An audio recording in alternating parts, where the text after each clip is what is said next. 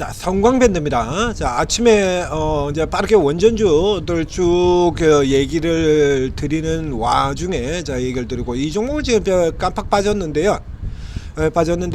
자, 성광밴드 뭐 잘 아시다시피 대표적인 조선 기자재 종목입니다.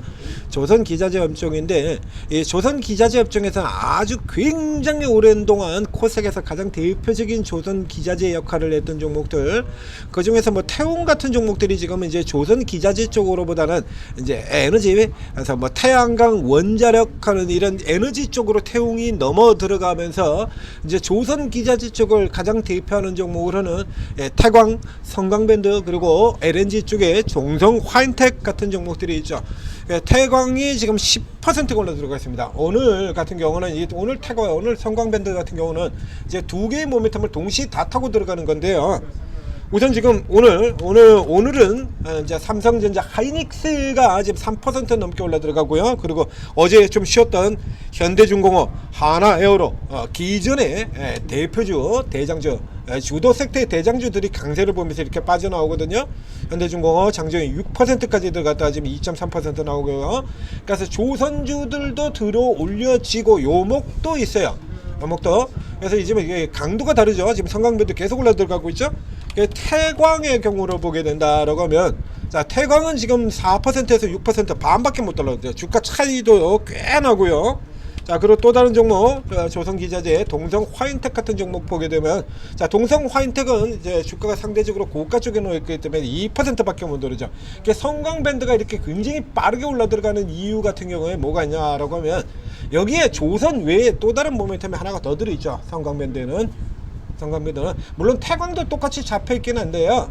이게 이제 그 파이가 달라요. 자, 이 원전 모멘텀 쪽에 보면 지금 성광밴드가 랭킹 3위에 들어가 있고요. 그 다음에 태광도 여기 있죠. 6위에 들어 있습니다. 태광과 성광밴드가 다 들어 있어요. 이 태광과 성광밴드의 주가 차이가, 속도의 차이가 지금 꽤 났죠. 근래 이렇게 쭉 꽤 속도가 났고, 지금도 위치 차이가 꽤 많이 나고 있습니다. 자, 비교 차트로 보여드리면 지금 이런 식으로 구조가 되어 있어요. 이런 식으로 이제 구조가 이렇게 형성이 되어 있는데, 자, 그래서 동성 화인텍 같은 경우에는 주가 요 앞쪽에서 오르고 있을 때는 동성 화인텍, 태광, 성광밴드가 나란히 똑같이 이러고 올라 들어갔죠. 이렇게 다 똑같이 올라 들어갔지 않습니까? 요건 이제 조선 가지고, 조선을 모멘텀으로 해서 달릴 때는 이런 형태로 움직이게 되는 거고요. 조선을 모멘텀으로 이렇게 해서 달려 들어가게 되고, 그 다음에 태광하고 성광밴드 같은 경우에는 앞에 보신 것처럼 원전주에도 들어가 있어요. 즉 에너지 발전 쪽, 이쪽도 모멘텀을 같이 가지고 있는 종목들이거든요. 그래서 이쪽이 두들겨 맞을 때 같이 두들겨 맞고, 그리고는 회복이 안 된 거죠.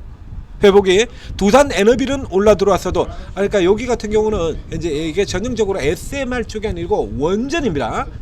그 원전과 SMR은 구분이 된다. 앞에 넣어서 보여드렸지 않습니까? 한전기술, 한전산업 같은 종목들은 두산에너빌이 더블 들어오고 있을 때도 못 갔어요. 현대건설 같은 종목들도 저렇게 올라들었는데도 한전산업, 한전기술은 못 올랐죠. 이거는 SMR 모멘텀하고 원전 모멘텀이 분리가 돼버렸다는 얘기입니다. 분리가 돼버려서 원전 쪽 모멘텀은 조선은 잘 나가는데, 원전주들이 그러니까 SMR이 아닌 일반 원전주 얘기하는 겁니다. 일반 원전 쪽에 놀려 들어가면서 같이 이렇게 밀려 내려갔다가 이제 원전주 살아나면서 올라 들어가는 거예요.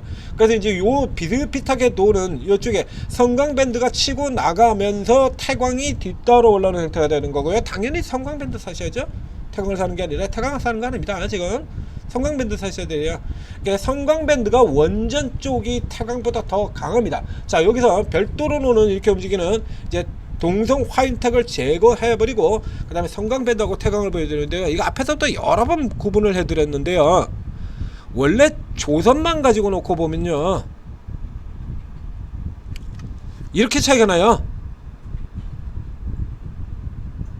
이렇게 심하게 차이가 납니다. 멀리서 보시면. 그러니까 원래의 대표는 성광밴드가 아니라 태광입니다. 원래 대표는 지금 현재하고 좀 차이가 좀 많이 나죠. 현재의 구분하고 저 옛날 시기에는 이 태광이 반도체주로도 구분이 됐었다는 얘기 여러 번 설명을 드렸죠. 조선기자재인 태광이요, 20년 전에는 반도체주로도 들어갔어요. 이제 우리 흔히 하는 그 방식입니다. 로봇 회사가 제가 자주 드리는 비유죠. 로봇 회사가 로봇을 만들어 가지고 호텔에 납품했다고 호텔주 지금부터는 호텔주다. 우리 기관이 자주 장난치는 거죠. 예? 로봇 회사가 로봇을 만들어 가지고 반도체 회사 나와서 이제부터 반도체주 이런 식의 얘기를 들었던 거예요. 그러니까 20년 전에도 우리 기관들은 이런 짓을 했어요. 예? 그 로봇 회사가 로봇을 만들어 가지고 삼양식품에다가 납품을 하게 되면 지금부터 라면주가 되는 겁니다. 예? 어제 이제 자산주 같은 경우도 얘기를 드렸었는데요. 우리 기관들이 무슨 소리까지 했냐 그러면 대한항공이요. 중고 비행기 가격이 오른다고 대한항공 이제부터 대한항공도 자산주입니다 이러고 밀어붙인 적이 있는 놈들입니다. 그야말로 그냥 말이 되는 대로 그냥 막 갖다 붙이는 거죠. 막 갖다 붙이는 거야. 지들이 주가 올리고 싶을 땐 막 갖다. 태광이 반도체주로도 구분이 된 적이 있어요. 그래서 성광밴드 같은 종목을 헤매고 있을 때 태광은 반도체주로 분류가 되면서 쭉쭉쭉쭉 치고 들어가서 이렇게 편차를 벌려버렸던 거예요. 이 편차가 그대로 이어지면서 이런 어마어마한 편차를 보였죠. 옛날 얘기입니다. 그래서 이제 일봉상으로 들어가게 되면 이제 근래는 그런 편차가 없다 보니까 이렇게 들어가요. 그래서 성광밴드가 때로 앞서기도 하고 태광이 앞서기도 하고 계속 이렇게 움직여 들어가죠.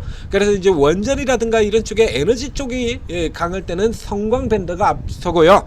그 다음에 조선 쪽의 모멘텀이 좀 더 강할 때는 태광이 좀 더 앞서고 이런 형태로 진행이 되는 겁니다. 그러니까 현재 같은 경우에는 뭐 조선도 좋습니다만 에너지 시대 아닙니까? 에너지.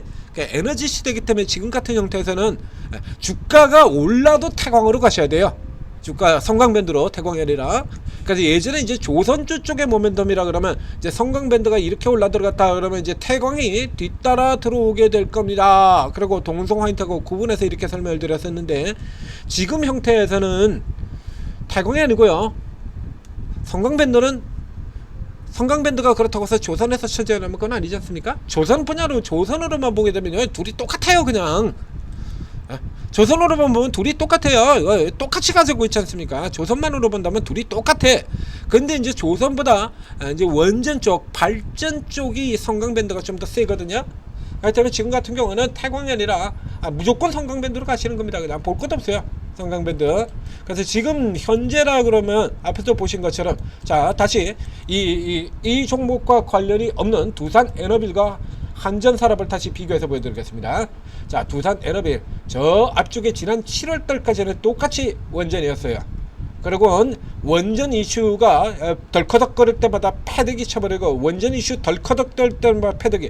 두산 에너빌의 경우에는 우리가 흔히 얘기하는 그 구원전 같은 경우에는 상승 재료가 아니고 오히려 누르기 재료, 악재, 매도 재료로 활용한 몫이 더 크고 그리고 이제 올라 들어가는 거는 발전이죠. 발전과 SMR 그거 가지고 올라 들어가는 겁니다. BH 같은 경우도 순수하게 원전만으로 오르는 종목이 아니잖아요. 원전만 모멘텀을 가지고 있었다 그러면 저 종목들 저렇게 헤매고 있는데 얘라고 이렇게 날아갈 이유가 없죠. 이거 발전의 포인트가 주어지는 거예요. SMR하고 발전. 그렇기 때문에 이 원전 쪽의 핵심 모멘텀이 주어지는 종목들인 이 한전 기술이나 한전 산업 같은 경우는 두산 에너빌이 저렇게 날아가는데도 못 가잖아요. 이거. 근데 지금 같은 경우는 이제 이게 원전 모멘텀으로 들어간 거거든요. 원전 모멘텀으로. 얘들 같은 경우는 어차피 또 올라갔다 그래봐야 반짝갔다 하면 그게 그거예요. 채권전을 수주했다고 그러고 그게 반드시 돈을 번다라고는 보장이 없잖아요. 맹박이 때 저 아랍에미레이트 원전이 그렇지 않습니까? 결국 적자 사업이었죠? 돈 하나도 못 벌었습니다. 오히려 적자였어요. 그거 뭐 100조 그러고 막 어마어마하게 튀겼습니다만 결국에 적자 사업이었죠. 적자 났습니다. 그래서 이거 같은 경우도 그런 우려들을 사실 가지고 있다는 얘기죠. 채권에서 실제로 돈을 벌어줄 수 있을 것이냐. 그래서 이런 종목들이 채권 원전이 수주가 확정이 되었다라는데도 불구하고 두들겨 팼던 데는 바로 그 맹박이 때의 UAE 그 기억이 남아있어서 그래요. 우리 기관들 같은 경우 옛날에 가서 대박난 기억, 쪽박난 기억 이거 굉장히 오랫동안 가지고 있다라고 얘기 들었지 않습니까? 그래서 호흡으로 NC소프트 같은 종목들 지금도 뭐 탑픽이라고 그렇게 우겨대고요. 왕년에 어마어마하게 이익을 줬던 종목. 그래서 요 성광밴드 같은 경우에는 자 그래서 뭐 문제 있어? 이 종목에 뭐 문제 있습니까? 없죠. 문제가 없어요. 이제 밸류에이션이 조금 올라갔다가 이제 올라갔다가 내려가죠. 지금 이제 12.8배입니다. 12.8배 이렇게 들어가게 된다면 원전주, 조선주 둘보다 조금 더 싸져요. 그러니까 원전 쪽으로 봐도 싸고 조선 쪽으로 봐도 좀 싸고 이런 상태가 되는 거거든요. 그럼 조선주 쪽에서 꼴찌 종목 삼성중공업을 보도록 하겠습니다. 조선의 꼴찌 종목인 삼성중공업이 20배가 넘거든요. 이게 그죠? 그래서 조선 중에서 가장 저평가되어 있는 조선주 똑같아요. 조선기자재, 세진중공업 같은 경우가 이 세진중공업이 지금 15.91배입니다. 가장 저평가되어 있던 세진이 그거밖에 안 되는데 성광밴드는 그거보다도 지금 한참 더 낮죠. 그러니까 사실 성광밴드 같은 경우 여기서 밸류에이션 친다 그러면 세진중공업 정도는 가져야 되니까요. 그래서 추가적으로 20% 조선만으로 본다고 하더라도 20%는 더 가져야 맞다라는 얘기 되죠. 그래서 원전 쪽에 붐이 다시 켜지는 형태다 그러면 이건 뭐죠? 이거 원전은 조선은 실적이고요. 원전은 모멘텀이죠. 모멘텀이 단다면 모멘텀이 환장한 새끼들 우리 기관들 같은 경우가 다시 커버돼서 들어올 가능성이 있죠. 이렇게 그렇죠. 그래서 오늘 이 뒤쪽에 이제 나중에 수급이 나왔을 때 지금 들어오지 않았을까 싶은데요. 그래서 이제 다시 얘들이 다시 불 켜고 들어왔다라고 하면 다시 모멘텀으로 들어온다 그러면 이 신고가 넘어간다라고 그냥 확인 사살이라고 보시면 돼요. 일단 우선 붙고요. 지금 살짝 12% 조금 넘어 들어갔습니다. 그러니까 12% 이선에서 따라붙을 수는 없습니다만, 요거 살짝 여기서 이제 눌려지는 구간이죠. 요게 뭐 10%에서 8% 정도 이렇게 눌려지는 요 구간대의 위치입니다. 자, 이렇게 그래서 위쪽에 지금 29,000 좀 많이 갔네요. 29,000 10% 아래쪽으로 구간으로 들어오셨을 때 여기에서 1차 우선 사고 이렇게 또 눌려진다 그러면 눌려진 쪽에서 저점에서 추가 들어가면 되는 거고요. 그 다음에는 이제 내일 흐름 와가지고 잠깐 쉬었다가 다시 뚫고 나갈 때 하라 겁니다. 간단하게 목표 주가 계산해 드렸죠. 일단 35,000원까지는 간답니다. 그래서 못해도 35,000원, 그래서 의외로 15% 20% 정도까지 뭐 현재 흐름으로 보면 굉장히 더디니까요. 더 빠르고 강력한 흐름이 나올 수도 있고요.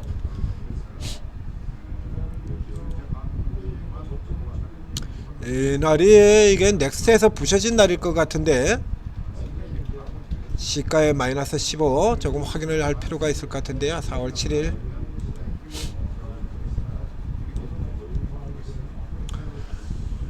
빌어먹을 넥스트 때문에 차트가 다 일그러져 가지고 넥스트 때문에 오버등 에러 난 거네요. 실질적으로는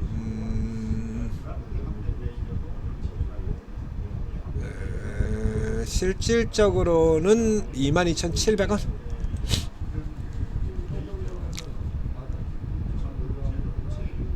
22,700원이니까 그냥 다음날의 저점 이 자리가 되겠네요. 다음날의 저점. 그래서 이 차트를 보게 된다면 이제 조금 어긋나는 흐름이 되어버리게 되는데요. 자, 이런 추세 상승형 종목 같은 경우에 121선을 하회하는 구간이 이게 실질적으로 매수 포인트다. 추세 상승 종목에서 여러 번 설명드렸던 거죠. 121선 늘어지고 하이라는 거 이게 초점이다. 그래서 아래로 이제 살짝 여기도 마찬가지인데요. 이제 추세가 깨지는 것처럼 보이게 만들고 되돌리는 페일러 스윙이죠. 무조건 들어가야죠. 페일러 스윙은. 그래서 이제 돌파까지 진행되고 있는 거기 때문에 지금 계속 들어가고 있습니다. 그래서 이건 전고점 넘어간다라고 봐야 돼요. 그래서 얘가 전고점을 넘어 들어가고 나면 그 다음쯤에서 이제 키만치기로 태광을 보시면 되는 거고요. 지금 현재로는 성광밴드에 집중을 하시라. 자, 그래서 잠시 우리가 등한시하고 있던 성광밴드 다시 살펴봤습니다. 자, 오르고에 들어오시면 뭐 지금 시장 끝내주지 않습니까? 뭐 난리가 났습니다. 이미 이재명 대통령이 당선이 되기 전에서부터 올해 지역화폐주 코나이주 같은 경우는 이거 앞으로도 계속 이어진다라는 얘기 설명드렸었고요. 에너지주 계속 간다, AR주 계속 간다 설명드렸었고, 이제 뭐 제대로 기대감 가지고 터지지 않습니까? 작년에는 꼴찌, 이제 올해는 우리가 전세계 1등 해야 될 때야. 아직까지도 수익을 제대로 못 내고 계신 분들, 지금 뭐 스스로 혼자 해가지고 잘 하시는 분들은 그냥 계속 혼자 하시면 돼요. 왜 굳이 뭐 다른 사람 얘기 들어서 헷갈릴 이유 있겠습니까? 또 혼자 해서도 여전히 수익을 못 내고 맨날 뒤통수를 맞고 늦게 추격 매수했다가 뒤통수를 맞고 있고, 저가라고 샜는데 밑에 그 밑에 또 바닥 뚫고 또 내려가고 또 내려가고 뭐 급락해버리고 있고, 지금도 저 정치 테마저 인맥주 같은 데 들어가가지고 뒤통수 맞고 있고 이러신 분들 같은 경우는 당장 들어오셔야 돼요. 그래서 이제 최고 종목들, 그날 가장 강력한 종목들, 긴 흐름 봤을 때 사두면 무조건 버는 종목들, 이런 종목들 계속 추천 나가지 않습니까? 이런 거 중간중간에 매수되는 위치들, 사들어가야 될 포인트까지 다 잡아서 설명들이 나가잖아요. 이런 거. 최근에 저거 파는 가격 사는 가격 다 제시들었지 않습니까? 이거 초등학생한테 맡겨도요, 초등학생 맡겨도 무조건 돈 벌어요. 이렇게 다 알려줬는데, 이거 파는 가격 사는 가격 다 알려줬는데 그냥 시키는 대로만 하면 무조건 버는 건데, 그냥 이게 저 뭐 추천 종목 매수가 매도가 다 알려준다는 얘기야. 초등학생도 돈 벌 수 있어요. 딴 생각만 하면 돼. 오히려 초등학생이 더 잘 벌 거야. 그럼 딴 생각 안 하고 그냥 시키는 대로 할 거니까. 여러분들 자꾸 딴 생각을 해서 돈을 못 버는 거고요. 자, 오르고 들으셔서 제대로 된 전문가들, 제대로 된 종목 리딩 받으시고, 그리고 5천 시대 아닙니까? 여러분들 또 답을 좀 먹어야죠. 답을. 자, 대박 납시다.